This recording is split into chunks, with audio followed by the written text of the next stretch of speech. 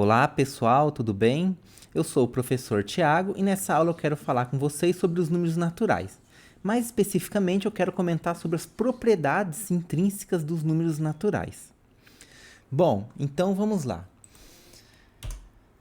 O que são os números naturais, né? Só relembrando aí, os números naturais são aqueles números formados aí pelo 1, 2, 3, 4, 5 e assim por diante que a gente usa no dia a dia aí, né? E para que a gente usa os números naturais? A gente usa em geral para fazer contagem, fazer enumerações e fazer ordenações, né? Por exemplo, quando eu falo eu tenho 3 laranjas, então eu estou utilizando o número natural 3 para denotar uma quantidade de laranja que eu tenho, né?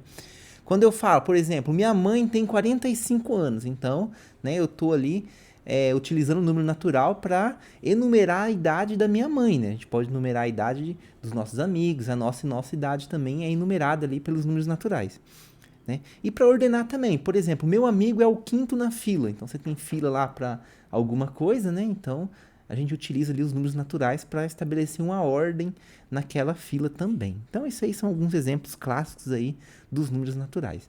Aqui nesse contexto, no nosso curso, a gente está considerando os números naturais sem o zero, mas você poderia considerar ele também com os zeros, ok? Fica mais aí uma questão de opção, né?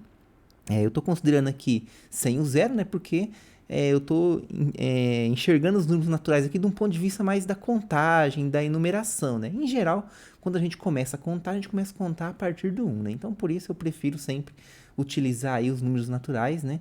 A partir do 1. Mas você poderia considerar o zero, também não estaria errado se você considerasse o zero. Bom, quais são as propriedades, né, principais dos números naturais? As propriedades que, de certa forma, caracterizam os números naturais, né? Aqui nesse curso, a gente construiu os números naturais a partir dos axiomas de Peano. Então, o que acontece? Então, todas essas propriedades dos números naturais, na verdade, a gente consegue demonstrar elas a partir daqueles 4 axiomas de Peano que a gente estabeleceu, né?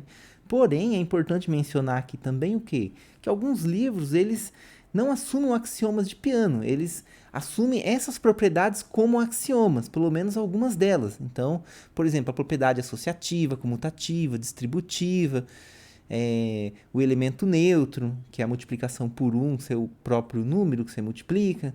Então, eles assumem essas propriedades como axioma e daqui para frente eles começam a desenvolver aí os números naturais. Porém, aqui, né, a gente começou um pouco antes, a gente definiu os axiomas de Peano e a partir dele agora a gente consegue construir essas propriedades. Construir de que forma? A gente não apenas assume elas como sendo verdadeiras, e sim a gente consegue provar todas essas propriedades aqui, né?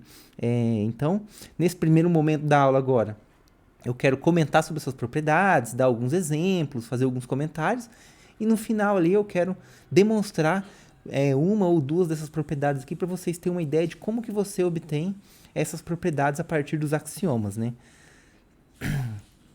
Tanto os axiomas de Peano, né, que a gente utilizou para quê? A gente utilizou o axioma de Peano para definir a soma e definir a multiplicação. Então, obviamente, a gente vai utilizar aí a definição de soma, a definição de multiplicação, né? E um axioma que a gente vai utilizar muito para obter essas propriedades, né? Praticamente todas elas a gente precisa, é o axioma de indução ou o princípio de indução. Bom, mas primeiro, eu vou comentar com vocês aqui a respeito dessas propriedades. A primeira propriedade que a gente tem aí, pessoal, que é a propriedade I, né? Ela diz respeito à propriedade associativa, né? O que é a propriedade associativa? A gente tem ela tanto para a soma quanto para a multiplicação, né? E essa propriedade fala o quê? Que não importa a ordem que você soma, o resultado vai ser sempre o mesmo, né? Como assim, né? Se você tiver, por exemplo, somando 2, né, com 3 mais 5, né? Isso aqui vai dar o quê? Isso daqui vai ser 2, né? Lembrando que na matemática sempre você primeiro opera o que está entre parênteses, né? E depois você opera o restante. Então, quando eu faço aqui 2 mais 3 mais 5, né? Então, quer dizer que isso aqui, na verdade, é 2 mais... Então, primeiro você soma o 5 com 3, que dá 8, né? E 2 mais 8 é igual a 10. Por outro lado, né, eu poderia enxergar essa soma aqui de que maneira? Como sendo 2 mais 3 mais 5. Ao invés de eu somar o 3 com 5 primeiro, eu posso somar o 2 com 3. Que isso daqui nada mais seria que 2 mais 3 seria 5, né? E 5 mais 5 também dá 10. Então, isso aqui é um exemplo, pessoal, que ilustra essa propriedade associativa. Na verdade, essa propriedade você pode colocar em A, B e C quaisquer números reais, né? Eu fiz um exemplo aqui em que ilustra isso acontecendo, né, com o 2, o 3 e o 5, mas você pode considerar qualquer número, ela é verdadeira para qualquer número. E veja que ambos os casos aqui deu o resultado 10, né? Então, isso é a propriedade associativa. Não importa a ordem que você efetua a soma, né? Se você somar primeiro o 3 com 5, depois com 2, ou primeiro você somar o 2 com 3 e só depois somar o 5, o resultado, no fim das contas, dá o mesmo, tá, pessoal? E isso aqui também acontece a mesma coisa quando você está na multiplicação, né? Se você multiplicar 2 por 3 vezes 5, né? Ou seja, multiplicar primeiro 3 vezes 5, né? Então, isso aqui vai ser 2 que multiplica 3 vezes 5 dá 15, né? E 2 vezes 15, a gente sabe que isso aqui dá 30, né? E, por outro lado, se eu primeiro multiplicar o 2 vezes 3 e apenas depois multiplicar o resultado por 5, isso aqui vai ser 6 vezes 5, que também dá 30. Então, veja que a ordem que você multiplica também não interfere no resultado, né? Esse exemplo aqui, ele ilustra isso pra gente. E, claro, não acontece apenas nesse exemplo aqui. Quaisquer números naturais, a ordem que você multiplica não vai alterar o resultado da multiplicação. Beleza, gente? Então, a gente tem aqui essa propriedade bem interessante, né? Essa propriedade é chamada de associativa, né? Tanto para soma quanto para a multiplicação. Bom, a outra propriedade que a gente tem, né, que é a propriedade aí que eu denotei por 2i, que é a segunda propriedade nossa, ela é a propriedade comutativa, né? Propriedade comutativa. Em que sentido que é a propriedade comutativa, né? Quer dizer o quê? Quando você soma A mais B, isso é a mesma coisa que você somar B mais A, né? E tanto na multiplicação acontece a mesma coisa. Se eu multiplicar A vezes B, isso é a mesma coisa que eu multiplicar B vezes A, né? Então, se eu tiver, por exemplo, aqui 2 vezes 3, né? Isso aqui é o quê, né? Por definição de multiplicação, né? Isso aqui é 2 mais 2 mais 2, 3 vezes, né? E 2 mais 2 mais 2, isso aqui dá quanto? Isso aqui dá 6, né? E, por outro lado, se eu tiver 3 vezes 2, né? Isso aqui é 3 mais 3, né? Pela definição de multiplicação. E 3 mais 3 também dá 6, né?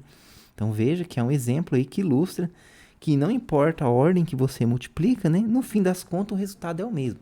E isso não vale apenas para esse exemplo aqui, mas vale também para qualquer número natural que você considera, né? Esse aqui, no caso da multiplicação, né? Ela também vale para soma, tá, gente? Se tiver 2 mais 3, né? Isso aqui, a gente sabe que é 5, né? E 3 mais 2 também é 5, né? Então, a ordem que você soma aqui também não altera o resultado, né? E essa propriedade, né? Esse fato disso acontecer é chamado na matemática de comutatividade da soma, nesse caso aqui, comutatividade do produto, nesse outro caso aqui. E a gente tem algumas notações, tá, gente? Para denotar o quê? Quando a gente faz a multiplicação, né? Veja que, às vezes, a gente usa o x para denotar 2 vezes 3, né? Às vezes, quando você está trabalhando com variável, né? Você usa a notação a vezes b. Você só coloca uma letra do lado da outra, né? Ou então, quando você tem aqui 2x, para denotar 2 vezes x, só coloca o 2 do lado do x, né? E às vezes a gente usa o pontinho, né? O pontinho. Quando a gente denota, por exemplo, 2 vezes 3, a gente pode usar o pontinho também. Isso aqui, pessoal, qual que você deve usar? Você pode usar qualquer uma, né? Porém, em determinados contextos, uma ou outra fica mais fácil, né? Por exemplo, quando você vai escrever aqui 2x, né? Se você colocar a notação, essa notação aqui, né, para o 2x, você vai ficar 2 vezes x. Tá vendo que fica uma coisa confusa? Você confunde o que é multiplicação com a variável x? Então, quando você está trabalhando com variáveis, com letras, né, não é muito legal você utilizar essa notação que a gente usa quando a gente está com número, né? Quando a gente está com número. E, por outro lado, usar essa notação com número também não é legal. Por quê? Se eu tiver, por exemplo, isso aqui. Se eu usar essa notação aqui de multiplicação, isso aqui seria 2 vezes 6. Porém, o que acontece? Isso aqui também pode, se você olhar, pode ser o 26, a representação decimal, né? Onde aqui você coloca a unidade, aqui você coloca a dezena. Então, não é conveniente utilizar nesse caso aqui que você trabalha, que você considera para variáveis, quando você tem multiplicação de números. E é por isso que a gente tem, então, diversas notações para multiplicação, porque em determinado contexto é melhor você usar uma, e em outro determinado contexto é melhor você usar outra, né? A gente tem também essa aqui de ponto, né? 2.3 podendo notar 2 vezes 3. Em geral, essa aqui é menos confusa, né? Porque dá para você utilizar ela tanto no contexto de variável quanto no contexto de número, né? Só tem que tomar cuidado, né? Porque às vezes a gente tem 2,3, né? Então, tomar cuidado para não confundir o vírgula com o ponto, né? Principalmente se você estiver lendo texto em outros idiomas, né? Quando você vai para o inglês, por exemplo, o que é vírgula pra gente é ponto preso, o que é ponto preso é vírgula pra gente, né? Essa notação aqui, por exemplo, não seria muito interessante, né? Onde a gente usa a notação de ponto? Quando você quer denotar, por exemplo, o número 3.000. 3.001, por exemplo. Ou 3.100. A gente costuma usar o ponto para notação. Então, aqui, se tiver nesse contexto, você tem que tomar cuidado, né? Por quê? Porque aqui não é 3 vezes 100, seria 3.100. Tá vendo que tem a confusão? Então, você tem que tomar cuidado dependendo do contexto. Em geral, quando a gente está com número, a gente usa essa notação aqui. Em geral, quando a gente mexe com variável, alguma coisa, a gente usa uma dessas outras duas notações aqui, né? Em geral, a gente acaba usando mais essa notação aqui, ok, pessoal? Quando a gente está trabalhando com variável. Então, aqui, a notação que a gente utiliza na multiplicação, ela depende muito aí do contexto que a gente está trabalhando. Então, só fazer esse comentário rapidamente com vocês, porque ele é importante. Bom, então, depois da propriedade comutativa, a gente tem também a propriedade distributiva, né? Que diz o seguinte, né? Como vocês podem ver aí. Se eu multiplicar o A pela soma B mais C, isso é a mesma coisa, né? Que ao invés de eu, então, primeiro somar o B mais C, pegar o resultado e multiplicar por A, você pode primeiro multiplicar o A por B, depois você multiplica o A por C, em seguida pega ambos os resultados e soma. Então, você fazer isso é a mesma coisa que você primeiro somar o B com C e apenas depois você multiplicar isso pela letra A, né? Um exemplo aqui seria, por exemplo, 2 que multiplica, né? Vamos pegar aqui 3 mais 4, por exemplo, né? 2 que multiplica 3 mais 4, né? E se você olhar isso aqui, como você tem que operar primeiro o que está entre parênteses, né? Isso aqui seria 2 que multiplica quem? 3 mais 4 é 7, então seria 2 vezes 7. Isso aqui seria 14, beleza? Agora, se eu primeiro multiplicar o 2 por 3, né? E depois multiplicar o 2 por 4, né? Lembrando que quando você tem uma expressão assim na matemática, primeiro você dá prioridade para multiplicação e divisão, apenas depois você efetua as operações de soma e subtração. Então, a gente tem essa ordem de prioridade aí na matemática, né? Então, quando você tem uma coisa dessa aqui escrita, quer dizer que obrigatoriamente primeiro você multiplica o 2 por 3, que vai dar 6, né? Mas depois você multiplica o 2 por 4, que vai dar 8, né? E aí você vai ter aqui o 8 mais 6, né? Que vai ser exatamente 14, né? Então, é um exemplo que ilustra aí essa propriedade, né? Que é chamada de distributivo. Distributivo porque é como se você estivesse distribuindo 2, né? Primeiro você multiplica pelo 3, depois você multiplica pelo 4 e soma os resultados, né? Que foi o que a gente tem aqui, né? Ó, se você for olhar, né? Então, essas duas, tanto essa parte de cima quanto essa parte de baixo, né? Essas duas partes, elas são iguais, né? Essa é a propriedade chamada de distributiva. E esse aqui é um exemplo, né, com um número fixo que ilustra essa propriedade. Porém, né, ela não é válida apenas para esse exemplo aqui. Você pode considerar quaisquer 3 números naturais, né, que sempre vai ser verdade essa propriedade, né? É isso que diz essa terceira propriedade aí distributiva dos números naturais. Bom, a quarta propriedade, né, é a chamada lei do corte, pessoal, lei do corte, né? A gente usa muito essa propriedade quando a gente está fazendo operações matemáticas, principalmente trabalhando com resolução de equações, né? Que ela diz o seguinte, né? Se você tiver uma igualdade matemática, né, e ambos dos lados você está somando o mesmo número, quer dizer o quê? A gente costuma falar que a gente pode cortar esse número, né? Por que a gente pode falar cortar? Porque isso está associado à lei do corte, que diz o quê? Se você tem uma igualdade onde ambos os lados somam o mesmo número, quer dizer que os números que restaram, eles são iguais, né? Então, por exemplo, se A mais C é igual a B mais C, então quer dizer que A é igual a B. É como se você cortasse o C, né? Então, essa é a lei do corte, chamada lei do corte, né? Mas é uma propriedade que a gente tem, né? Se você tivesse Um exemplo clássico que aparece isso, né? Você tem lá, por exemplo, vamos dizer aqui, 2 mais 3 igual a x mais 3, né? Isso aqui costuma aparecer, esse tipo de exemplo aqui, quando a gente está resolvendo equação, né? Envolvendo aí os números naturais. Então, veja que eu tenho 3 somando os dois lados, né? Então, pela lei do corte, isso aqui implica o que para a gente? Implica que 2 é igual a x, né? Ou seja, x é igual a 2, né? Então, você pode falar isso graças a essa propriedade aqui, que eu fiz no exemplo, mas você poderia ter ali quaisquer números naturais, ok? Essa propriedade, ela também vale, pessoal, ela também vale para multiplicação, ok? Se tiver aqui 2 vezes 3 igual a 3, a x vezes 3, né? X vezes 3, né? Veja que o 3 está multiplicando em ambos os lados, né? Só que na multiplicação você tem que tomar um cuidado. Por quê? Porque você tem que tomar cuidado para o cara que você vai simplificar, né? Você vai aplicar a lei do corte ser diferente de zero. Veja que ali, ó, tá AC igual a BC, né? Com C diferente de zero, então A é igual a B. Propriedade da lei do corte na multiplicação. Então, como 3 é diferente de zero, né? Então, isso aqui implica pra gente o quê? Que 2 é igual a x. Então, você pode simplificar esse 3 que aparece aqui. Então, essa é a propriedade chamada lei do corte, beleza, gente? Para zero, isso não é verdade. A gente vai ver depois que se você multiplica um número por zero, o resultado sempre dá zero, quando a gente for falar de números inteiros, né? O que acontece? A gente sabe que 2 vezes zero é igual a zero. A gente sabe que 3 vezes zero também é igual a zero, né? Então, essas duas coisas são iguais, né? Se por um acaso você pudesse utilizar a lei do corte, né?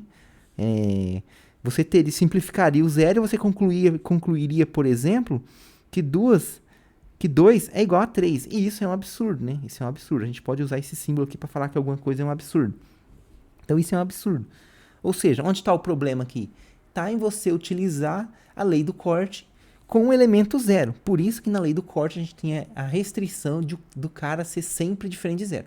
Se você não impor essa restrição, você chega numa coisa que é um contrassenso, que é uma expressão, por exemplo, 2 igual a 3, que não pode ser verdade. Isso é uma coisa muito intuitiva, que falha, né? Tipo, a questão de contagem ali. Você tem 2 laranjas ou 3 laranjas, não tem como essas duas coisas serem iguais, né?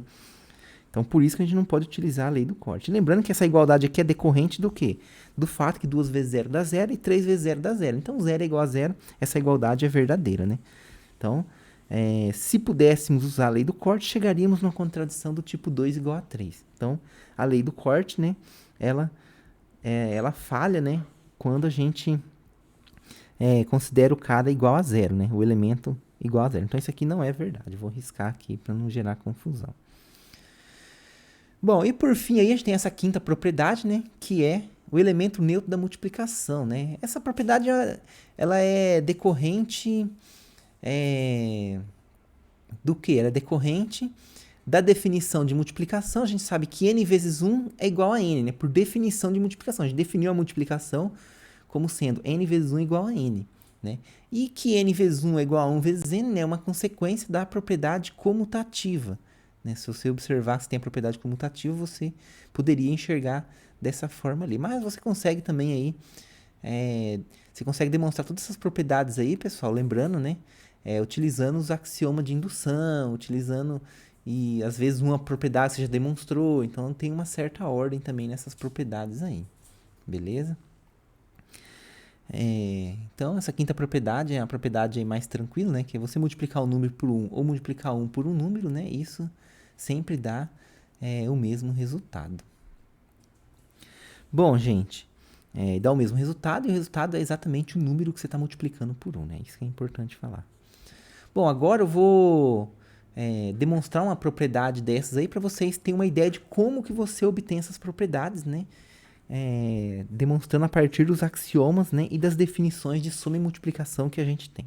Então, eu vou começar aqui com a propriedade associativa, né, da soma. Eu vou provar essa propriedade aqui. Eu não vou provar todas, porque senão vai ficar muito extensa essa aula. Então, eu vou provar uma aqui. Dependendo do tempo que eu gastar, eu provo mais uma.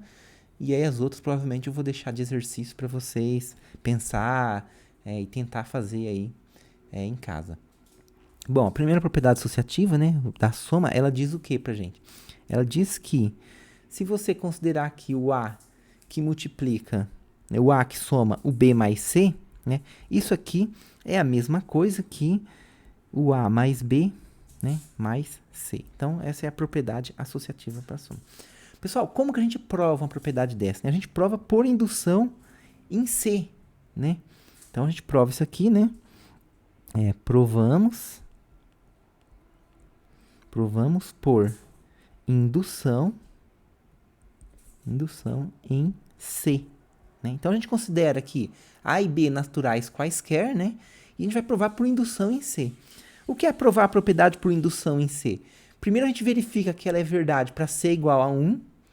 Assume que ela vai ser verdade para um C qualquer. Prova que, a partir de assumir que ela é verdade para um C qualquer, então ela é verdade para um C mais 1 no lugar do C. Se a gente conseguir passar do C para o C mais 1, então quer dizer que essa propriedade, na verdade, né, pelo princípio de indução, vai valer para todo C natural, que é o que a gente quer, né? Que essa propriedade vale para todo C natural. Então, ó, vamos considerar aqui,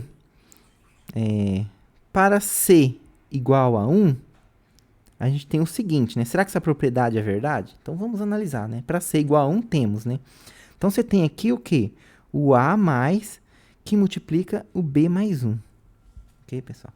Veja, quando a gente está fazendo o A, né? Veja que a gente está somando o quê aqui? Eu estou somando o A com toda essa parcela aqui, né? Eu estou considerando essa soma.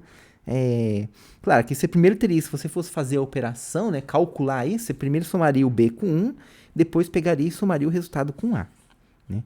Porém, eu vou enxergar isso daqui para eu fazer essa demonstração, né? Eu vou enxergar isso aqui como se eu estivesse somando o A com o sucessor de B. O A com o sucessor de B. Lembra que a gente definiu a soma, que a gente vai definir no A mais 1, o A mais 2. Uma vez definido o A mais P, a gente define o A mais P mais 1 como sendo o sucessor de A mais P. Então, aqui eu vou considerar esse P como sendo o B. Beleza? Então, ó, quem que é pela definição de soma, né? Quem que é o A que multiplica B mais 1, né? Então, aqui eu vou até colocar um aqui, só para eu falar o que eu estou usando em cada passo. Então, isso aqui, pela definição de soma, né? Então, quando eu somo a A, o sucessor de alguém, B mais 1 é o sucessor de alguém. Quem é esse alguém? É o B. Então, B mais 1 é o sucessor de B. Por definição de soma, quando eu somo a A, o sucessor de alguém, isso é nada mais que eu tomar o sucessor de quem? Do A mais B. O que é você tomar o sucessor de A mais B?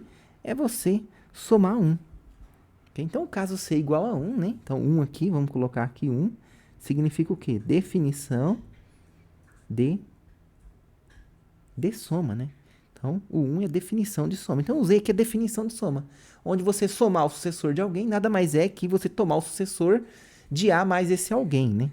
Então, isso aqui então, para C igual a 1, a propriedade é verdadeira e ela segue da onde? Ela segue da definição de soma, né? Agora a gente vai usar a indução. Então, como que a gente faz? A gente supõe que é válido para C e a gente tem que provar, né, que a associatividade vale para C mais 1, né? Então, suponha que a associatividade vale para C. Isto é, o que é valer para C, né? Isto é, a gente assume então que A mais B mais C é igual a A mais B, tudo isso somado com C. Então, a gente assume que a associatividade vale para um C, né? E na indução a gente tem que fazer o quê? A gente tem que mostrar que vale para o sucessor de C agora. Se ao assumir que vale para C, a gente conseguir provar que vale para o sucessor de C, pelo princípio de indução, a gente conclui, né, que a associatividade vale para todo C natural, né? Aqui não é todo C natural que eu estou considerando aqui. Estou considerando C uma variável arbitrária, mas fixada, né? Então, eu vou assumir para C e vou provar para o C mais 1. Lembrando que eu já provei para C igual a 1, né? Então, eu vou assumir que vale para C. Então, isso aqui é a nossa hipótese de indução, né? Que a gente costuma chamar. Se a gente assume que ela é verdade para um certo C, vamos agora, utilizando isso, provar que é verdade para um C mais 1. Então, o que a gente tem que provar? Só para fixar aqui, né? Devemos mostrar, né? Mostrar que essa propriedade vale para C mais 1 no lugar do C. Então, a gente deve mostrar o quê? Que A mais o B mais o C mais 1, então eu vou colocar o C mais 1 no lugar do C, né? Tem que ser igual a quem? Tem que ser igual a A mais B, né? Tudo isso somado com quem? Com o C mais 1. Então, veja, aqui eu primeiro estou somando o B com o C mais 1, né? Que é o que está aqui. Né? Já aqui eu estou primeiro somando A com B, e só depois pegando o resultado e somando com C mais 1. Então, tudo que eu fiz aqui foi colocar C mais 1 no lugar desse C. E eu tenho que provar essa igualdade aqui agora, né? Tem que provar essa igualdade aqui agora. Como que eu vou fazer isso? Eu vou partir desse lado esquerdo, vou utilizar tudo que eu já sei, definição de soma, vou utilizar a hipótese de indução e vou tentar chegar nisso que está aqui do lado direito. Se eu conseguir, então eu vou poder utilizar o princípio de indução e concluir que essa propriedade, então, né, da associatividade vale para todo C natural. Então, de fato, né? De fato, por que isso aqui vai ser verdade, né? Quando você soma aqui o A com o B mais C mais 1, né, isso daqui, veja, veja que eu estou somando aqui o quê, né? Eu vou analisar agora só dentro dessa parcela aqui. Okay? Eu vou utilizar aqui agora a definição de soma dentro dessa parcela.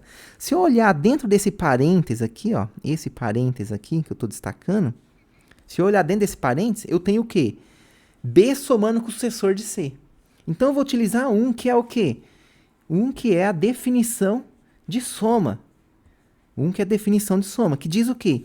Que eu somar o sucessor de alguém é eu somar o B com alguém e tomar o sucessor, né? Então, isso aqui é A. Eu vou manter esse parêntese de fora aqui, ó, esses parênteses.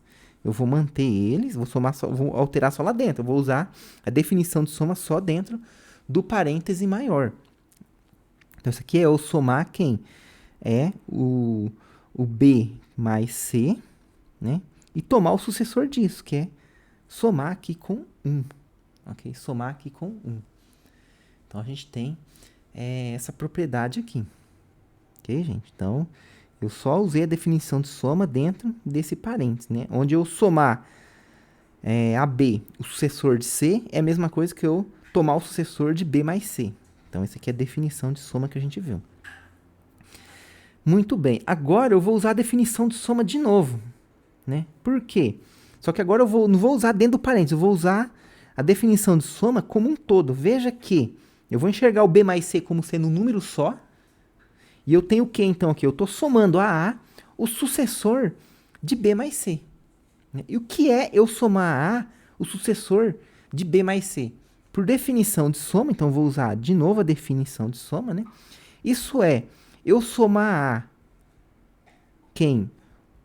O B mais C. O B mais C. Então, eu somo a o B mais C, né? E tomo o sucessor, o mais 1. Então, eu apliquei agora a definição de soma na soma como um todo. Onde eu estou enxergando isso aqui, tudo, né? Isso aqui tudo, eu estou enxergando como sendo quem, né? Eu estou enxergando isso aqui como sendo o A mais o sucessor de B mais C. Então, quando eu estou falando aqui, ó, eu estou somando a o sucessor de B mais C. Né? Então, isso é a mesma coisa que eu tomar o sucessor de A mais B mais C. Mas eu tomar o sucessor de A mais B mais C é nada mais que eu somar 1. Então, por isso que eu usei a definição aqui. Bom, agora eu vou usar o que, gente?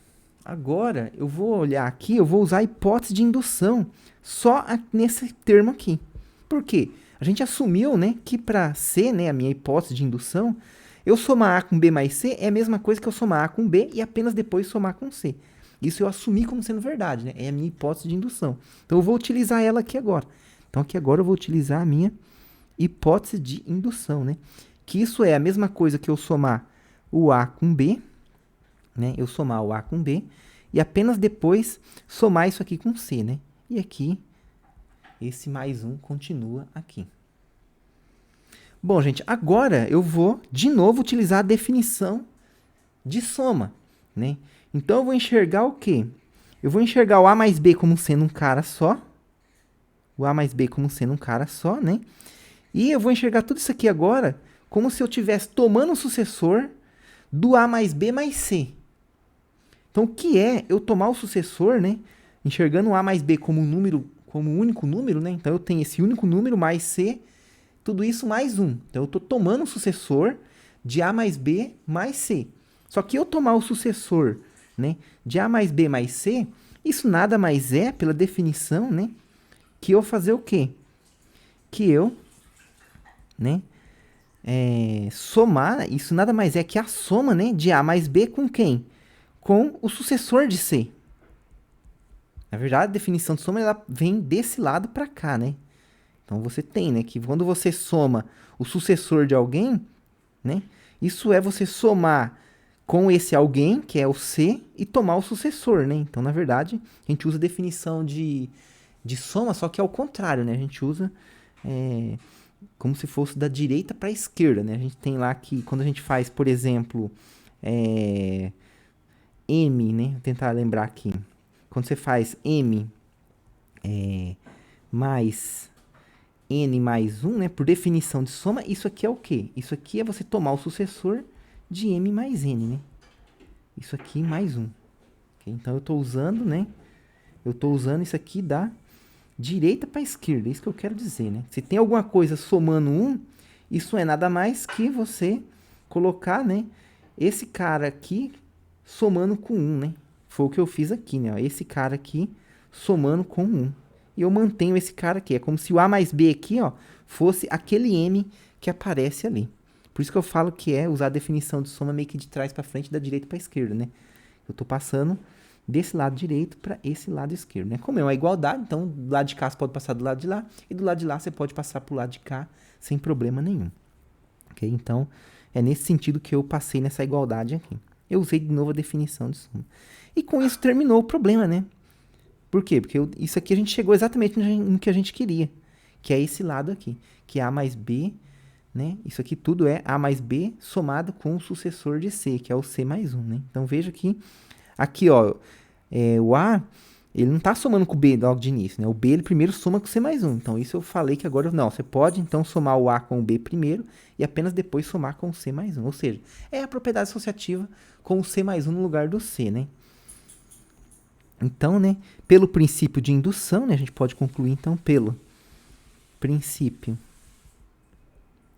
de indução, né, a gente tem o que, então? Que A mais o B mais C, né, isso aqui é igual a A mais B, né, A mais B mais C, para todo C pertencente aos naturais. Então, não importa quem seja o A e o B. Quando você vai somar um C, não importa se você soma o C primeiro com o B e só depois soma com A, ou se você primeiro soma o A com B e apenas depois você soma com o valor C. Então, isso é verdade para todo C natural, graças aí ao nosso princípio de indução. Então, veja que interessante. A propriedade, a gente consegue obter ela a partir do axioma de indução. Ok, pessoal? Então, eu vou fazer mais uma propriedade aqui. Eu vou tentar fazer essa mais rápido, né? Que a nossa aula já está ficando um pouco longa, né? Vou tentar provar aqui agora a propriedade distributiva, né? Que é uma propriedade muito importante que a gente tem aí, né? Então, ó, vamos lá. Então, a gente tem o quê? Eu vou provar a propriedade, né? Com indução em C também, né? Então, eu quero provar, né, agora a propriedade 3i ali, que é o A que multiplica o B mais C, né? Igual a quem? Igual o AB mais o AC. Então, eu vou demonstrar essa propriedade com vocês também. Bom, primeiro, claro, né, eu vou provar aqui o caso C igual a 1, né? C igual a 1. Bom, então, o que acontece aqui no caso C igual a 1, né? Então, eu tenho o quê? No caso C igual a 1, né? A que multiplica B mais 1, né? E isso aqui, pessoal, nada mais é que a definição de multiplicação, né? Então, vamos colocar uma aqui, né? E 1 vai ser o quê daqui para frente? 1 vai ser a definição de multiplicação. Então, 1 é definição de multiplicação, que fala o quê? Se você quer multiplicar ao valor A o sucessor de alguém, esse alguém aqui é o B, né? Isso nada mais é que você tomar o sucessor A vezes de quem? De A vezes B. Então, você tem aqui A vezes B e você toma o sucessor A vezes.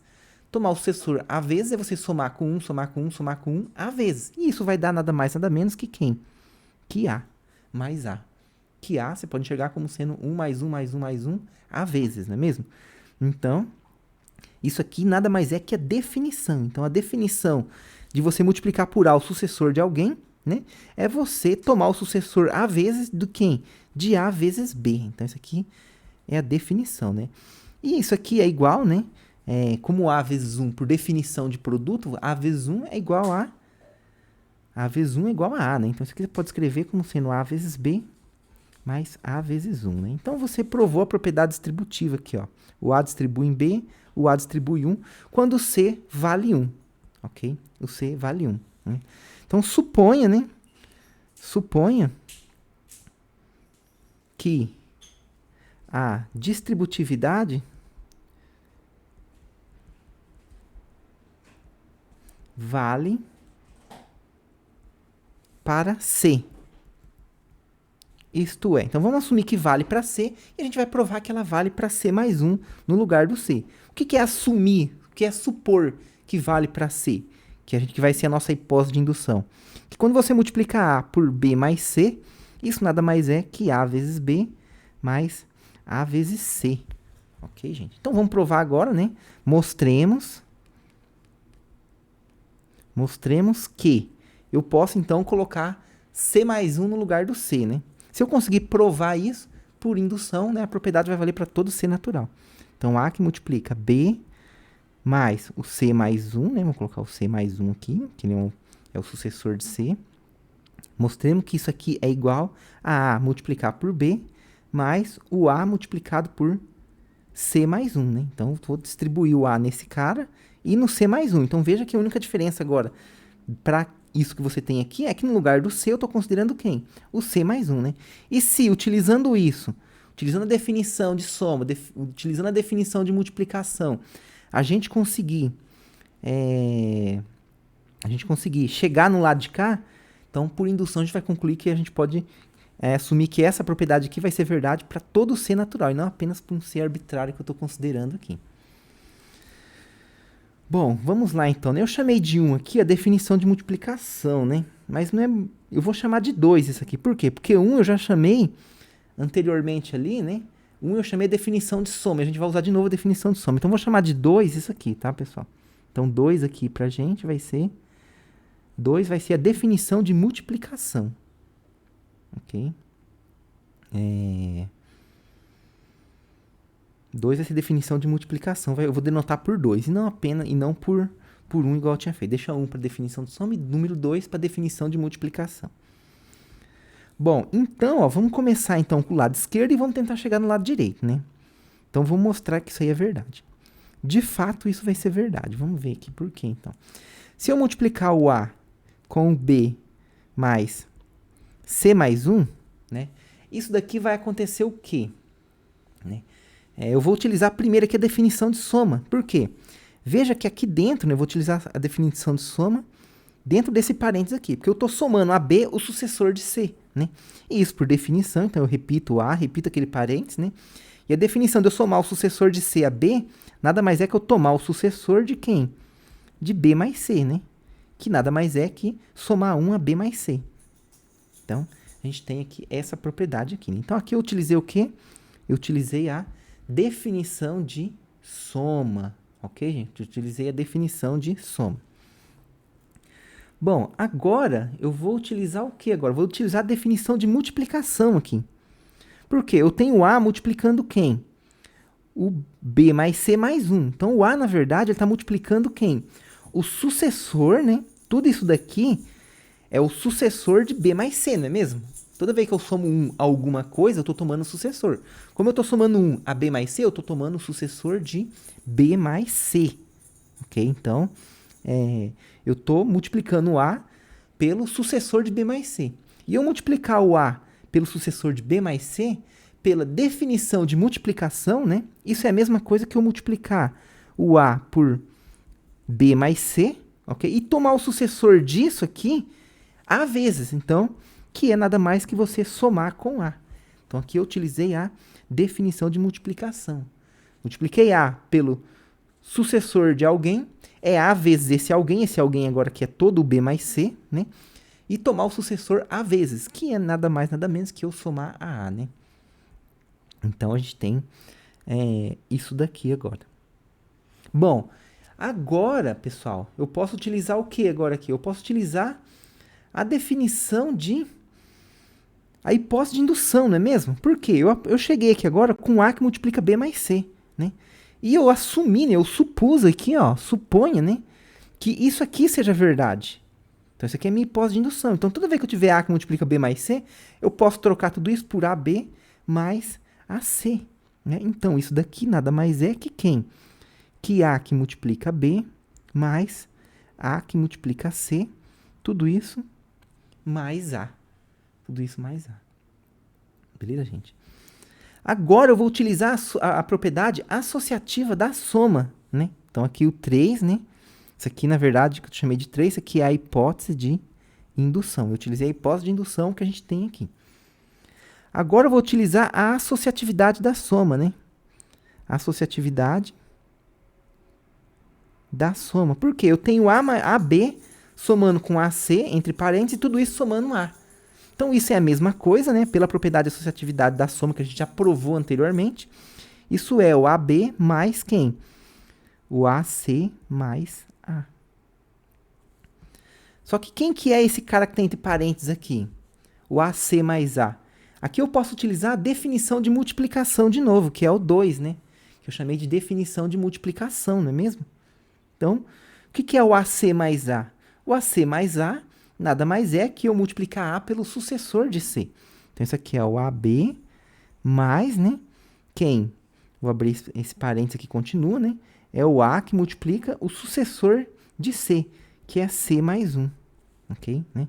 E aqui eu fiquei com esse parênteses redundante, né? Então, isso aqui é A que multiplica B mais A que multiplica o C mais 1, né? Então, só mantive aqui, né? Como você tem um parênteses com um número só, você não precisa, né? Que aqui é o A vezes esse número. Então, esse parênteses aqui ele ficou redundante, eu posso tirar ele agora. Então, a gente tem então aqui o quê? O AB mais o AC mais 1, que é o que eu queria provar, né? Olha aqui. Eu saí do A que multiplica o B mais C mais 1, né? E eu queria chegar no AB e no AC mais 1. E, de fato, eu cheguei aqui utilizando as propriedades de soma, as propriedades de multiplicação, a associatividade e a hipótese de indução, né? Então, eu provei que a propriedade distributiva, né, ela vale para 1. Assumindo que ela vale para C, eu provei que ela vale para C mais 1, né? Então, por indução, né, pelo princípio de indução, pelo princípio de indução, né, a gente sabe o que, então? Que A que multiplica B mais C, né, é igual a AB mais AC para todo C pertencente aos naturais, né? Como o A e o B eu considerei números naturais genéricos, né? Então, isso aqui, na verdade, vale, né? Essa propriedade, na verdade, ela vai valer para todo A, B, C natural, né? Eu peguei o A e o B como sendo números quaisquer, né?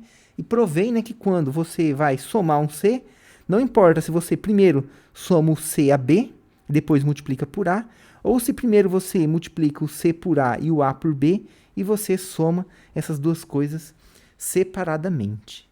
Ok, gente? Então, essa aqui é a ideia para você demonstrar aí essa propriedade da distributiva. Bom, o que eu queria falar com vocês basicamente era isso então, tá, pessoal? Discutir essas propriedades e demonstrar pelo menos duas delas aqui para vocês terem uma ideia de como você obtém essa propriedade usando aí as definições e os axiomas que a gente tem, né?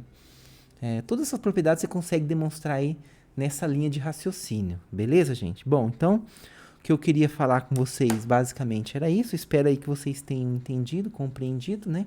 Até uma próxima aula e muito obrigado aí por terem assistido essa aula. Um abraço a todos.